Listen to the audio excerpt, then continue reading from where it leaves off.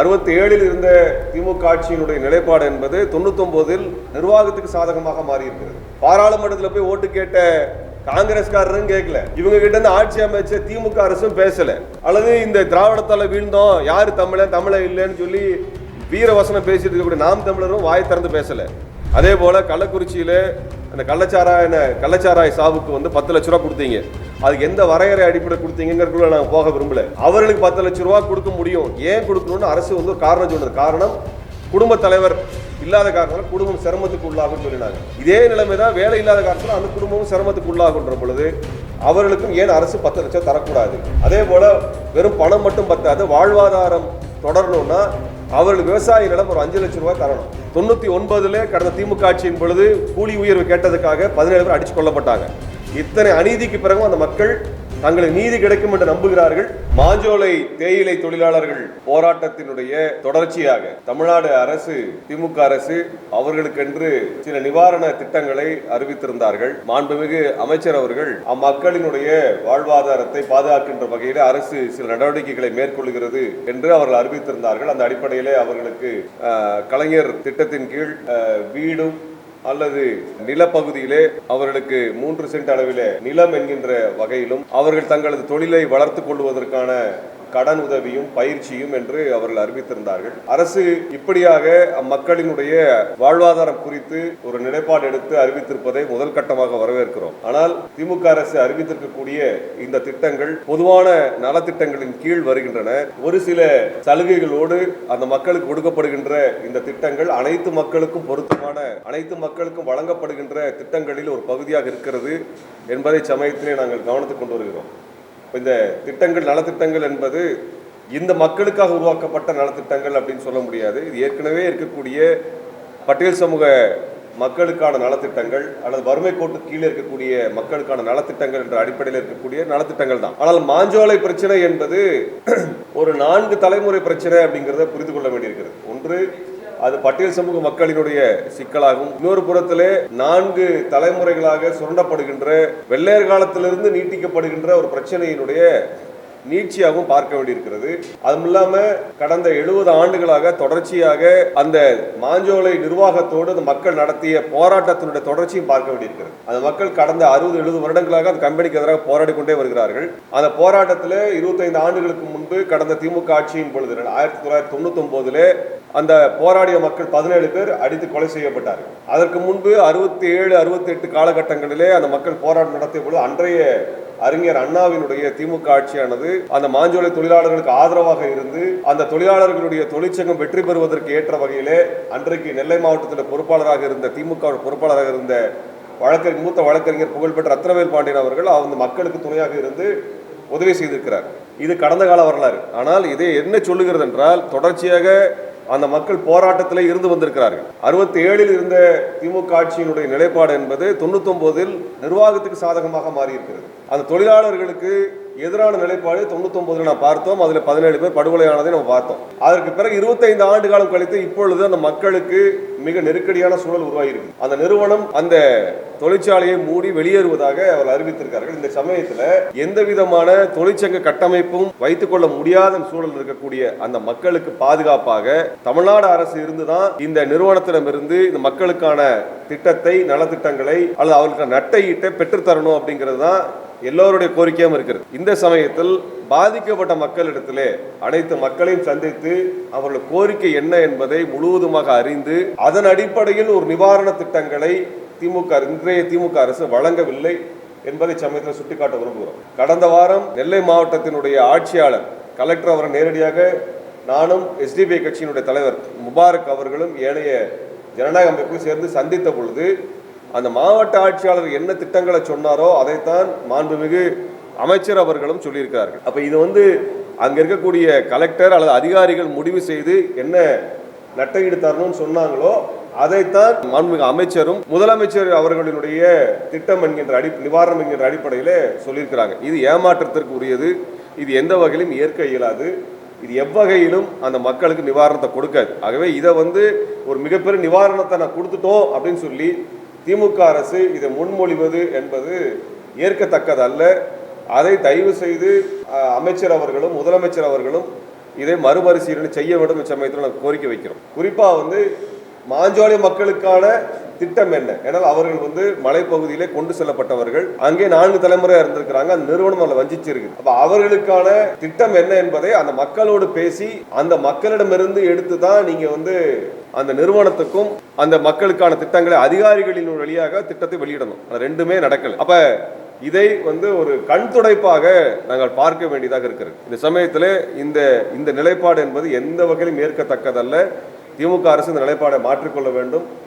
ஏனென்றால் இந்த பிபிடிஎல் நிறுவனம், பாம்பே பர்மா ட்ரேடிங் கார்பரேஷன் நிறுவனம் அந்த நிறுவனத்தை முழுவதுமாக மூட போகிறார்கள். ஷட் டவுன் பண்ணக்கூடிய கம்பெனி, அந்த முழுமையாக மூடக்கூடிய கம்பெனியில வாலண்டரி ரிட்டையர்மெண்ட் ஸ்கீம்லாம் ஒன்றும் கிடையவே கிடையாது. விருப்ப ஓய்வு என்கின்ற ஒன்றை செல்லுபடியாகாது. கம்பெனியை மூட போறான்ற இடத்துல எப்படி விருப்ப ஓய்வு வரும்? ஒரு நிறுவனத்தில் ஒரு 5 தொழிலாளர்கள் 10 தொழிலாளர்கள் அல்லது ஒரு கணிசமான சதவீதமா இருக்கிறவங்க விருப்ப ஓய்வு பெறலாம். ஆனா ஒரு கம்பெனியை விருப்ப ஓய்வு எப்படி பெறும்? எப்படி செல்லுபடியாகும்? எந்த தொழிற்சங்க விதிக்கு உட்பட்டது? எந்த தொழிற்சங்கத்தில் எந்த தொழிலாளர் நல விதிக்கு உட்பட்டது? சட்டத்துக்கு உட்பட்டது. ஒரு கம்பெனியில் இருக்கக்கூடிய 500 பேரும் விருப்ப ஓய்வு கொடுத்து கம்பெனி மூடுறாங்களா? இது எப்படி அமைச்சர் அவர்கள் கேள்வி கேட்கல? தொழிலாளர் நலத்துறை அமைச்சர் ஒருத்தர் இருக்கார் இல்லையா, அவர் கேட்கணுமா இல்லையா? ஒரு கம்பெனிக்கு அத்தனை பேருமே விருப்ப ஓய்வு கொடுத்துருவாங்களா? 2 வருடத்துக்கு முன்பு ஃபோர்டு நிறுவனம் அந்த நிறுவனத்தை மூடுறேன்னு அறிவிச்சாங்க, ஷட் டவுன் க்ளோஷர் அறிவிச்சாங்க. அது 3 மாதங்களுக்கு முன்பு அறிவிக்கப்படணும். அந்த 3 மாதங்களாக அந்த தொழிலாளர்களுக்கு அவர்களுக்கான சம்பளத்தை கொடுக்கணும். அதற்கு பிறகு மூடப்படுவதால் தொழிலாளர்களுக்கு என்ன பிரச்சனை வருமோ அந்த நட்டை ஈடு கட்டுவதற்கான பேச்சுவார்த்தை நடந்த தொழிலாளர்களோட இதான் முறை. அந்த அடிப்படையில் ஃபோர்டு கம்பெனி நான் மூடுறேன், இழுத்து மூடுறேன்னு சொல்லி அறிவிச்சாங்க. அந்த தொழிலாளர்களோட பேச்சுவார்த்தை நடத்தினாங்க. பேச்சுவார்த்தை நடத்தி 143 நாள் வரை அவர்கள் வருடத்திற்கு சம்பளம் என்கின்ற விகிதத்திலே எவ்வளவு காலம் வேலை பார்த்தாங்களோ அதுக்கு நஷ்டஈடு வாங்கினாங்க. 25 லட்சம் ரூபாயிலிருந்து 80 லட்சம் ரூபாய் வரைக்கும் நஷ்டஈடு வாங்கினாங்க. இதுதாங்க ஒரு முறை. க்ளோஷர் அப்படின்னு சொன்னா ஒரு கம்பெனி ஷட் டவுன் பண்றதுனுடைய முறை இதுதான். இவன் கம்பெனி ஷட் டவுன் பண்றேன்னு சொல்லிட்டு வாலண்டரி ரிட்டையர்மெண்ட் எல்லாத்துக்கும் வாங்கி நாங்கள் வாலண்டரி ரிட்டையர்மெண்ட் வாங்கிட்டாங்கன்னு சொல்றாங்க. அது எப்படி voluntary retirement company shut down ஆகும்? ஷட் டவுன் ஆகிற கம்பெனி எப்படி வாலண்டரி ரிட்டையர்மெண்ட் விருப்ப ஓய்வு எப்படி நடக்கும்? இந்த கிட்டத்தட்ட 540 பேர்த்துக்கு கிட்ட வரைக்கும் ஏமாற்றி விருப்ப ஓய்வு பெற்றிருக்கிறாங்க. அமைச்சர் அவர் சொல்லும் பொழுது கூட சொல்லியிருக்கிறாரு, யாரேனும் வலுக்கட்டாயமாக விருப்ப ஓய்வு பெற்றிருந்தா நீங்க தொழிலாளர் வாரியத்தை அணுகலாம் சொல்லியிருக்கிறாங்க. இப்போ அமைச்சருக்கு தெரிஞ்சிருக்கு இல்லையா, அங்க பிளான்டேஷன் ஆபீசர் இந்த தேயிலை தோட்டத்தை தொழிலாளர்களை அவர்களுக்கான துறையை சார்ந்த அதிகாரி நாகர்கோவிலிருந்து இந்த மக்களை சந்தித்து இவர்கள் குறை கேட்க வந்திருக்கிறேன்னு சொல்லிட்டு குறை கேட்டதற்காக நீங்கள் எங்க படிவத்தில் கையெழுத்து போடுங்கன்னு சொல்லி எழுத படிக்க தெரியாத மக்கள்கிட்ட படிவத்தில் கையெழுத்து வாங்கிட்டு போய் அதை வாலண்டரி ரிட்டையர்மெண்ட் ஸ்கீமா அறிவிச்சிருக்காங்க. அந்த மக்களை ஏமாற்றியது அரசாங்க அதிகாரி முதல்ல, 2வது அந்த நிறுவனம். 2 பேரும் சேர்ந்து ஏமாத்தி இருக்கிறத திமுக அரசு கை கட்டி வேடிக்கை பார்த்துட்டு நீங்க தொழிலாளர் அமைச்சர் வச்சிருக்கீங்க. அந்த பகுதியிலே அந்த மக்களினுடைய கோரிக்கைகளை பற்றி சொல்லுவதற்கு ஏகப்பட்ட அமைப்புகள் இருக்கின்றன. அவர் யாரிடம் எதுவும் கேட்கல. அப்ப அந்த கம்பெனி சொன்னதை அப்படியே கேட்டு வாலண்டரி ரிட்டையர்மெண்ட்ல இவ்வளவு பேர் 25% அவங்க இந்த விருப்ப ஓய்வின் அடிப்படையில் அவர்களுக்கான பணத்தை பெற்றுக் கொண்டார்கள். மீதி 75% பணத்தை நாங்கள் பெற்றுத் தருவதற்கு அரசாங்கம் உதவி செய்யும் அமைச்சர் சொல்றாரு. அது நீங்க சொல்ல வேண்டியதில்லை சார், அது தானா கிடைச்சிரும். ஆனா விருப்ப ஓய்வு எப்படி வந்துச்சு? நீங்க எப்படி ஒரு அமைச்சரா இருக்கிறீங்க, நீங்க எப்படி அதை ஏத்துக்கிட்டீங்க? ஒரு கம்பெனில எப்படி விருப்ப ஓய்வு வரும்? எப்படி வரும்? கம்பெனிக்கு அத்தனை விருப்ப ஓய்வு கொடுப்பாங்களா?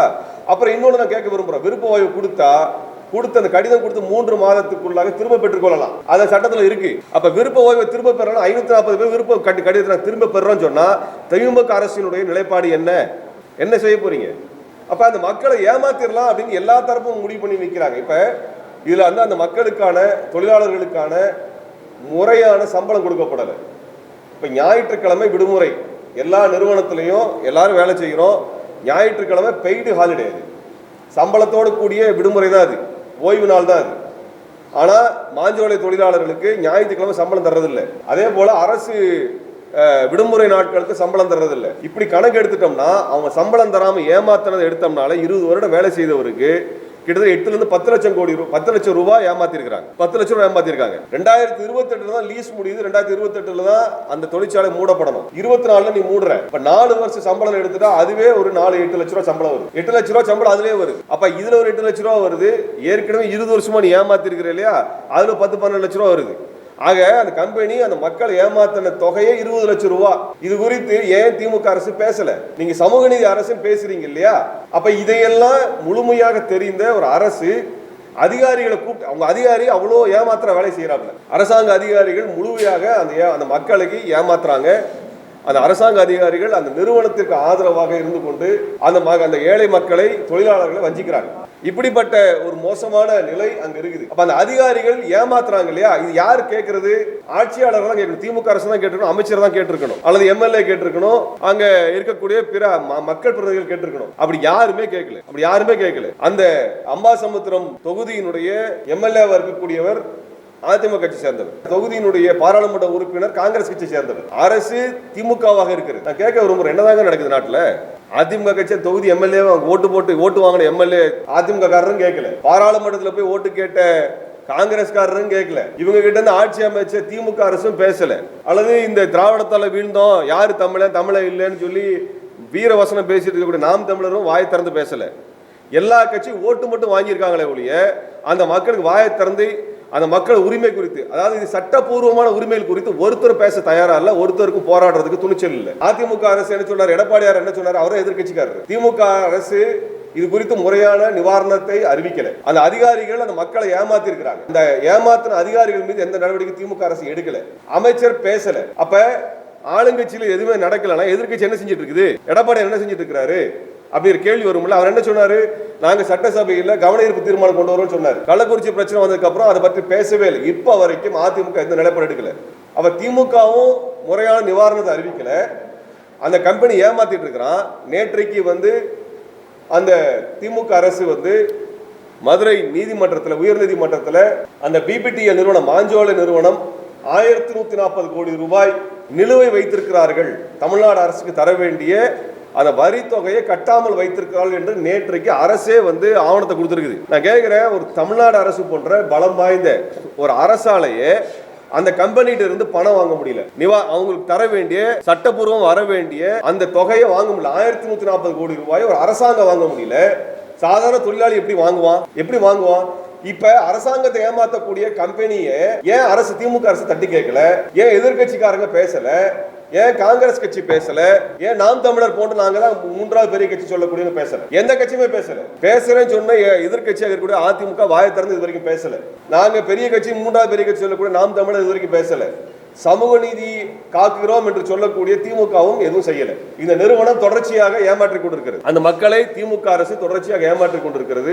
இப்படிப்பட்ட ஒரு மோசமான நிலையில அந்த நிறுவனம் என்னெல்லாம் ஏமாத்திருக்குன்னா, அவர்களுக்கு ஓய்வு நாளுக்கான சம்பளத்தை தரல, அவர்களை விருப்ப ஓய்வு என்கின்ற பெயரில் ஏமாற்றி விருப்ப ஓய்வை கொடுத்து அவர்களுக்கான குறைந்தபட்சமான பணத்தோட அவங்களை ஏமாத்திருக்கிறாங்க. 4 வருடத்துக்கு முன்பாகவே அந்த குத்தகை காலம் முடிவதற்கு 4 வருடத்துக்கு முன்னதாகவே நிறுவனத்தை மூடுறாங்க. இப்படிப்பட்ட ஒரு மோசமான ஒரு நிறுவனத்தை எப்படி தமிழ்நாடு அரசு விட்டு வைத்திருக்கிறது? இந்த சமயத்தில் நாங்கள் அந்த மக்களிடத்துல பேசினோம். அந்த மக்கள் அவர்களுக்கான நிவாரணமாக என்ன கேட்கிறாங்கன்னா, நிறுவனத்திடமிருந்து கணிசமான தொகையை அந்த மக்களுக்கு நிவாரணமாக பெற்று தரணும். அவங்க தர வேண்டிய பணமே கிட்டத்தட்ட 15 லட்சம் ரூபாய் இருக்குது. சட்டப்பூர்வமாக தர வேண்டிய பணம் 15 லட்சம் ரூபாய் இருக்கு. கம்பெனி மூட போறாங்க. இந்த அடிப்படையில் நட்டஈட தர வேண்டிய பணத்தை நீங்க பெற்றுக்கொண்டு தர வேண்டும். அதே போல கள்ளக்குறிச்சியில அந்த கள்ளச்சாராய சாவுக்கு 10 லட்ச ரூபா கொடுத்தீங்க. அதுக்கு எந்த வரையறை அடிப்படை கொடுத்தீங்கிறதுக்குள்ள நாங்கள் போக விரும்பல. அவர்களுக்கு 10 லட்ச ரூபா கொடுக்க முடியும். ஏன் கொடுக்கணும்னு அரசு ஒரு காரணம் சொன்னது. காரணம், குடும்ப தலைவர் இல்லாத காரணத்தால் குடும்பம் சிரமத்துக்கு உள்ளாகும் சொல்லினாங்க. இதே நிலைமை தான் வேலை இல்லாத காரணத்தில் அந்த குடும்பமும் சிரமத்துக்கு உள்ளாகுன்ற பொழுது அவர்களுக்கும் ஏன் அரசு 10 லட்சம் தரக்கூடாது? அதே போல வெறும் பணம் மட்டும் பத்தாது, வாழ்வாதாரம் தொடரணும்னா அவர்களுக்கு விவசாய நிலம் ஒரு 5 லட்சம் ரூபாய் தரணும். 5 ஏக்கர் நிலம் தரணும். அவங்களுக்கு குறைந்தபட்சம் 5 ஏக்கர் நிலத்தை கேட்கிறாங்க. அவங்க 4 தலைமுறையாக தமிழ்நாடு அரசுக்கும் இந்திய அரசுக்கும் அந்த கம்பெனிக்கு வருமானத்தை ஈட்டி கொடுத்துருக்கிறாங்க. அதுக்குரிய சம்பளம் இல்லை, நிவாரணம் இல்லை, அவர்களுக்கான வாழ்வாதாரத்துக்கு வழி இல்லாத இந்த மோசமான நிலை இருக்கிறது. அனைத்தையும் செய்திருக்கக்கூடிய Burma trading corporation, Bombay Burma trading corporation என்று சொல்லப்படுகின்ற இந்த நூஸ்லி வாடியா என்கின்ற முகமது ஜின்னாவினுடைய பேரன், இந்த நிறுவனம் தான் தமிழ்நாட்டில் அதிக அளவுக்கு பிஸ்கட் விற்கிறாங்க. இந்த பிரிட்டானியா பிஸ்கட் இந்த கம்பெனிக்காரனோட தான் 16,000 கோடி ரூபா பிஸ்னஸ் பண்ணிருக்காங்க. மாஞ்சோலை தேயிலை எஸ்டேட் 2,200 கோடி ரூபா வருஷத்துக்கு சம்பாதிச்சுட்டு இருக்கிறாங்க. அவருடைய 2,200 கோடி ரூபா வருட சம்பளம், வருட வருமானம். அந்த மொத்த நிறுவனத்துடைய மொத்த வருமானம் என்பது 16,000 கோடி ரூபாய் ஒரு வருடத்திற்கு. அந்த கம்பெனி முதலாளிக்கு 6 கோடி ரூபாய் சம்பளம் கொடுத்துருக்கிறாங்க. இவ்வளவு பெரிய பணக்கார கம்பெனியிடமிருந்து திமுக அரசு உரிய நட்டஈட்டை பெற்று தர வேண்டும். இந்த அரசு, இந்த கம்பெனி தமிழ்நாடு அரசையும் ஏமாத்தது, அந்த தொழிலாளர்களும் ஏமாற்றி இருக்கிறது. ஆகவே இப்படிப்பட்ட மிக மோசமான தொழிற்சாலை நடத்துகின்ற பாம்பே பர்மா ட்ரேடிங் கார்பரேஷன் சொல்லப்படுகின்ற இந்த நிறுவனத்தினுடைய அலுவலகம் சென்னையில் இருக்கிறது. இந்த அலுவலகத்தை வருகின்ற செப்டம்பர் 1ஆம் தேதி அனைத்து ஜனநாயக அமைப்புகளும் ஒன்று கூடி நாங்கள் முற்றுகை போராட்டம் நடத்தப் போகிறோம். மே 17 இயக்கம், விடுதலை தமிழ் புலிகள், இந்திய குடியரசுக் கட்சி, தமிழக மக்கள் ஜனநாயக கட்சி என்று பல்வேறு ஜனநாயக அமைப்புகள் நாங்கள் ஒன்றிணைந்து இந்த பாம்பே பர்மா ட்ரேடிங் கார்பரேஷன் என்கின்ற கம்பெனியை முற்றுகையிட போறோம். அந்த கம்பெனி நாங்கள் சும்மா விட போறது இல்லை. அந்த கம்பெனியினுடைய விற்பனையாக பொருளாக இருக்கக்கூடிய அந்த பிரிட்டானியா பிஸ்கட் உள்ளிட்ட அந்த பொருட்களை தமிழர்கள் புறக்கணிக்க வேண்டும் என்கின்ற ஒரு பெரும் போராட்டம் தமிழ்நாடு முழுக்க நடத்த போறோம். நீ என் மக்களை வஞ்சித்துட்டு என் மக்களோட ரத்தத்தை உறிஞ்சி குடிச்சிட்டு அவர்களுக்கான எந்த விதமான நட்ட ஈடையும் தராம அவளை ஏமாத்திட்டு தமிழ்நாடு அரசுக்கு 1140 கோடி ரூபாய் ஏமாத்திட்டு எல்லாத்தையும் ஏமாத்திட்டு போகக்கூடிய வேலையை செய்யக்கூடிய இந்த நூஸ்லி வாடியாவினுடைய பாம்பே பர்மா ட்ரேடிங் கார்பரேஷன் என்று சொல்லக்கூடிய இந்த நிறுவனத்தை நாங்கள் தொடர்ச்சியாக எதிர்த்து போராட போகின்றோம். அவர்களுடைய நிறுவனத்தை அவருடைய பொருட்களை புறக்கணிப்பதும் அந்த நிறுவனத்தை நிரந்தரமாக இங்கே எதிர்த்து நின்று போராடக்கூடிய போராட்டத்தை நாங்கள் அனைவரும் நடத்துவதாக இருக்கின்றோம். இது தமிழ்நாடு அரசுக்கு சொல்லிக்கொள்ள விரும்புகிறோம், திமுக அரசுக்கு சொல்லிக்கொள்ள விரும்புகிறோம். இந்த போராட்டம் ஓய போவதில்லை. அந்த மக்களுக்கு நீதி கிடைக்கின்ற வரை நாங்கள் ஓய போவதில்லை. அவர்களது வாக்கு கேட்ட ஓட்டு கேட்ட அனைத்து கட்சிகளும் அந்த மக்களை கைவிட்டிருக்கிறார்கள். திமுக கைவிட்டிருக்கிறது, அதிமுக கைவிட்டிருக்கிறது, காங்கிரஸ் கைவிட்டிருக்கிறது, பாரதிய ஜனதா கட்சி கைவிட்டிருக்கிறது, நாம் தமிழர் கைவிட்டிருக்கிறார்கள். இவர்கள் அனைவருமே தமிழர் நலன் சார்ந்து பேசுறோம் சொல்லி பேசுறாங்களே ஒழிய அவங்களுக்கு எந்த வேலையும் செய்யல. எங்களை போன்ற அமைப்புகள் தான் அந்த மக்களுக்காக நிற்கிறோம். ஆகவே அந்த மக்கள் நீதி கிடைக்கின்ற வரை அந்த நிறுவனத்துக்கு எதிரான போராட்டம் தொடரும். அதை வருகின்ற செப்டம்பர் 1ஆம் தேதி பாம்பே பர்மா ட்ரேடிங் கார்பரேஷனுடைய சென்னை அலுவலகம் முற்றுகையிடப்படும். அந்த கம்பெனியினுடைய பிரிட்டானியா பிஸ்கட் உள்ளிட்ட அவருடைய உணவுப் பொருட்களை தமிழ்நாட்டிலே தமிழர்கள் புறக்கணிக்க வேண்டும் என்கின்ற போராட்டத்தை நாங்கள் முன்னெடுப்போம். இதற்கு குறித்து அனைத்து அமைப்புகளிடத்திலும் இதற்கான ஆதரவை நாங்கள் பெற்றுக்கொள்வோம். இந்த போராட்டம் விடிவடையும். இந்த மக்கள் நம்பிய இந்த மக்கள் ஓட்டளித்த அனைத்து கட்சிகளும் பெரிய கட்சிகளாக இருக்கக்கூடிய இந்த கட்சிகள், தேசிய கட்சிகள், தமிழ்நாட்டை ஆளுகின்ற கட்சிகள் அந்த மக்களை வஞ்சித்திருக்கின்ற இந்த குற்றம் சாட்டுகின்ற பகிரங்கமாகவே உடனடியாக இந்த கட்சிகள் சேர்ந்து ஒரு முடிவெடுக்க வேண்டும். அவர்களுக்கு குறைந்தபட்சம் 25 லட்சம் ரூபாய் நட்ட ஈடும் 5 ஏக்கர் நிலமும் அவர்களுக்கு உடனடியாக இந்த அரசு ஏற்படுத்தி தர வேண்டும். அந்த கம்பெனியிடமிருந்து அவர்களுக்கு சம்பளம் இல்லாமல் அவர்களுடைய ஓய்வு நாளில் இருக்கக்கூடிய அந்த ஊதியத்தை பறித்து கொண்டும் அரசு விடுமுறை நாளை பறித்து கொண்ட அந்த ஊதியத்தையும் 4 ஆண்டுகள் நடந்திருக்க வேண்டிய நிறுவனத்தை முன்பாக மூடுகின்ற காரணத்தால் ஏற்படக்கூடிய இழப்பீடு உள்ளிட்ட அனைத்தையும் பேசி ஒரு ஷட் டவுன் பண்ணக்கூடிய இழுத்து மூடப்படுகின்ற நிறுவனத்திடம் எப்படி தொழிலாளர்களுக்கு உரிமை கிடைக்குமோ அப்படிப்பட்ட முறையான பேச்சுவார்த்தை நடத்தப்படும். இந்த வால்ட் ரிட்டையர்மெண்ட் ஸ்கீம் வாங்கினது ஏமாற்றி வாங்கியிருக்கிறாங்க. இதற்காக அவர்கள் மீது நடவடிக்கை எடுக்கணும். அந்த அதிகாரி நாகர்கோவிலிருந்து சென்றிருக்கிற பிளான்டேஷன் ஆஃபீஸர் அவங்க பேரை நாங்கள் அடுத்து வெளியிடுவோம். அந்த அதிகாரி மேலே நடவடிக்கை எடுக்கணும். இல்லைன்னா அந்த பிளான்டேஷன் அந்த அலுவலகத்திற்கு எதிராகவும் அந்த அதிகாரிகளுக்கு எதிராகவும் நாங்கள் போராட வேண்டியிருக்கும். இப்படி இத்தனை போராட்டத்தில் எங்களுக்கு தள்ளாதீங்க. திமுக அரசு உடனடியாக நீங்கள் நடவடிக்கை எடுக்கணும். உடனடியாக இதற்கு முடிவு கொண்டு வரணும். அந்த மக்கள் சுயமரியாதையோடு வாழ்வதற்கு நீங்கள் ஏற்பாடு செய்யணும். வெள்ளக்காரன் காலத்தில் ஏமாத்திருக்கானுங்க. விடுதலை அடைஞ்சதுக்கு பின்னாடி இந்த பாம்பே பர்மா ட்ரேடிங் கார்பரேஷன் உங்களை ஏமாத்தி இருக்குது. 99 கடந்த திமுக ஆட்சியின் பொழுது கூலி உயர்வு கேட்டதுக்காக 17 பேர் அடிச்சு கொல்லப்பட்டாங்க. இத்தனை அநீதிக்கு பிறகும் அந்த மக்கள் தங்களுக்கு நீதி கிடைக்கும் என்று நம்புகிறார்கள். ஆகவே இதை திமுக அரசு பெற்றுத்தர வேண்டும். அதிமுக எதிர்கட்சியாக இருக்கக்கூடிய அதிமுக இதற்கான குரல் கொடுக்க வேண்டும். தேசிய கட்சியில் இருக்கக்கூடிய காங்கிரஸ், பாஜக இது குறித்து எந்த விதமான நிலைப்பாடும் எடுக்கல. இதை அனைத்தையும் நாங்கள் இந்த சமயத்தில் சுட்டிக்காட்டுகிறோம்.